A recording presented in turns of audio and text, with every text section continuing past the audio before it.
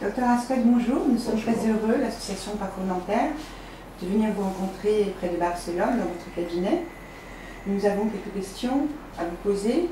Nous avons suivi certains de vos patients et nous aimerions savoir quelle est la démarche à suivre pour venir en consultation préalable dans votre cabinet. Alors, venir en consultation préalable, premièrement, ce n'est pas toujours nécessaire. Donc c'est pas automatique. Voilà, on va considérer qu'il y a deux cas de figure.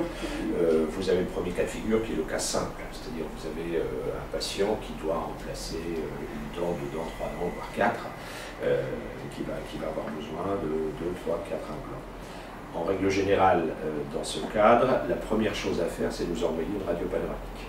S'il s'agit d'un cas très simple, sans complications, sans problème, on va examiner sa radio panoramique. Éventuellement, on lui demandera un examen complémentaire, par exemple un scanner, et à partir de là, on sera capable de faire une étude et de proposer un devis qui est le premier but.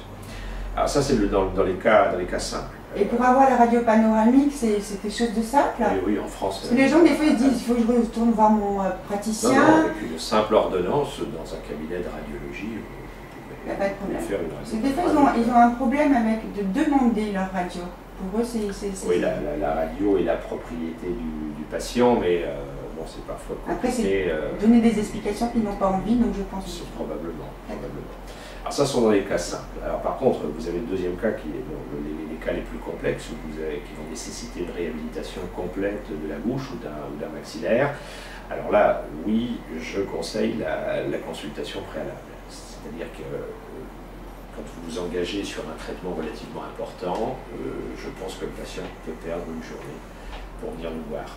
Comme ça, il vous rencontre, votre équipe, vous pose toutes les questions. Premièrement, il fait connaissance avec l'équipe médicale, la structure, et puis surtout, on va pouvoir l'examiner de façon très précise. On va pouvoir faire sur place certains examens complémentaires nécessaires, notamment radiologiques, et puis on va pouvoir lui expliquer toutes les solutions que l'on peut lui proposer. Et il est rare d'avoir une seule solution. Je pense souvent que ce n'est pas au praticien de choisir pour le patient. C'est-à-dire que notre rôle, c'est de lui exposer toutes les solutions qui sont possibles dans son cas. Souvent, ce sont deux, trois solutions. Donc ça permet de lui expliquer, de lui montrer des modèles, des photos, des radios. Comme ça lui donne vraiment une idée de ce qui est possible d'avoir en bouche. Il n'est pas déçu après par la suite. Au niveau des prothèses, il le voit donc sur les modèles. Très important. Qu'il sache exactement qu'est-ce qu'il aura si oui, il décide de faire selon les types de prothèses, vous avez quand même des prothèses qui sont très différentes. Vous allez avoir des prothèses fixes en céramique, des prothèses amovibles, des prothèses semi-amovibles. Les matériaux peuvent être différents. Vous pouvez avoir des apports de fausses gencives. Donc c'est important qu'il comprenne bien ce qu'il va avoir.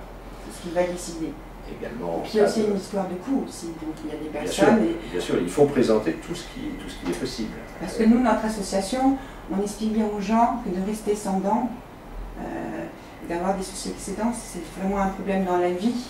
L'implantologie aujourd'hui peut permettre de manière relativement simple et avec un coût raisonnable de stabiliser des prothèses et de faire en sorte que les gens aient une vie normale sans rentrer dans des traitements très lourds ou très longs. Exactement. Et ça permet de revenir à une vie, de retourner à la vie. Alors, ça permet également d'étudier le plan de traitement avec le patient. Je vais lui faire comprendre quelles vont être les étapes, le nombre de séjours qu'il va devoir faire. Sur les cas simples, en règle générale, c'est 2. Sur les cas complexes, en général, c'est 3. Et il reste longtemps Non. On a pour habitude, ici par exemple, on préfère voir les gens venir 3 fois. En règle générale, chaque séjour est de 2 nuits sur place. Suffisant.